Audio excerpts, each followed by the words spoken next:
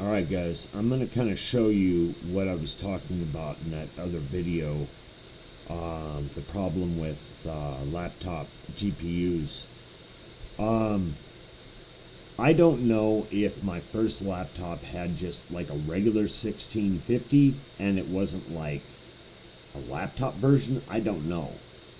But it literally performed on novabench as well as what I'm running now, which is a 30 series. It doesn't make any sense. And I'll kind of show you what I'm talking about on that. Let me bring up novabench, and I'll show you here. And this just makes no sense to me.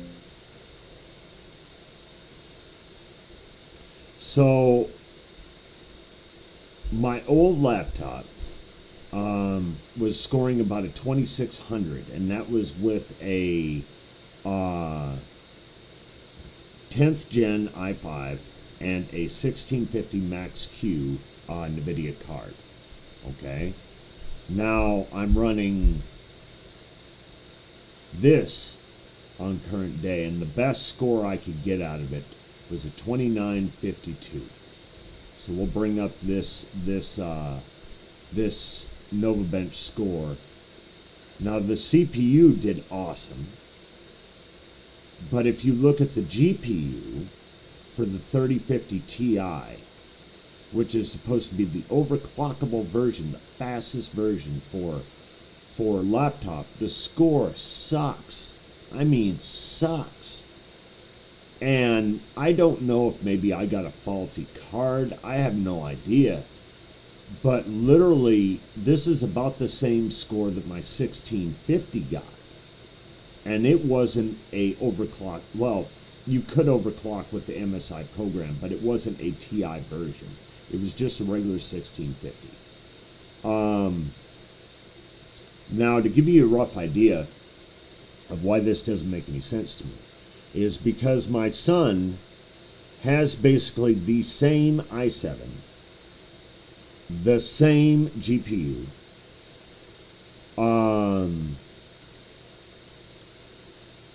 he's got more RAM, but my RAM is actually faster, and his score is a 4600, and I'm sitting at a 2952.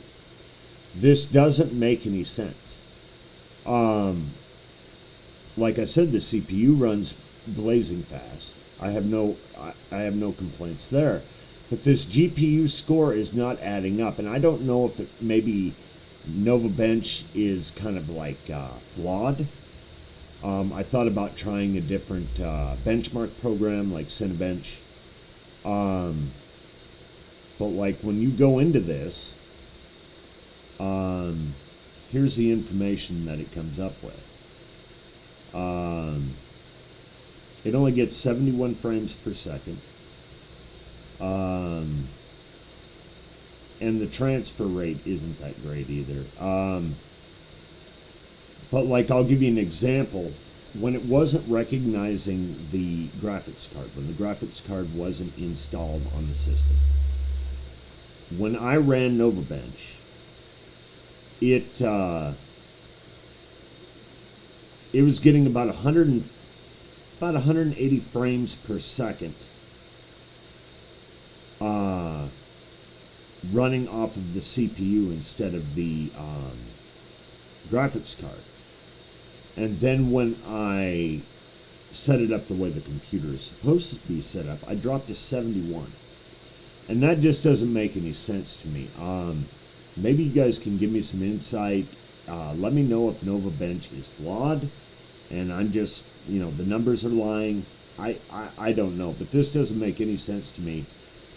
And if there is that much of a difference between, a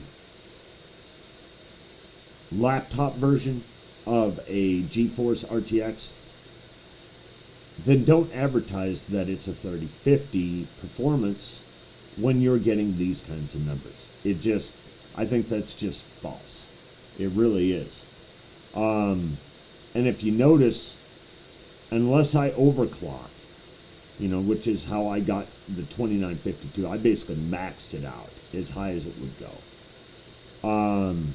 I'm only running on just high settings a 2719. And that is just ridiculous considering that my old computer with an i5 and a 1650 was doing a 2640.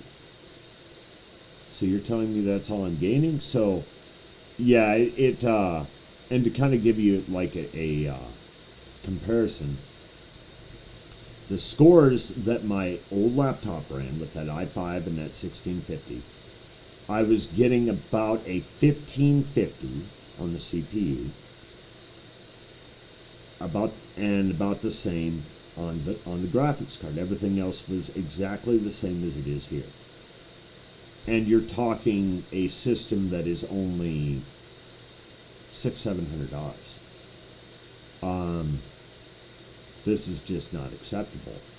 And I don't, like I said, let me know if you think I got like a bad GPU. I'd really like to hear back from you guys because I'd kind of like to solve this mystery. The weird thing is like when I go into games, I can dial up the graphics all the way, like in Red Dead Online. I can put them on dynamic and record, and it doesn't bog. So it's almost like novabench's score is lying to me. I don't know. I'm really interested to hear what you guys have to say. Get back to me. Maybe you can shed some light on my mystery. You guys have a good one.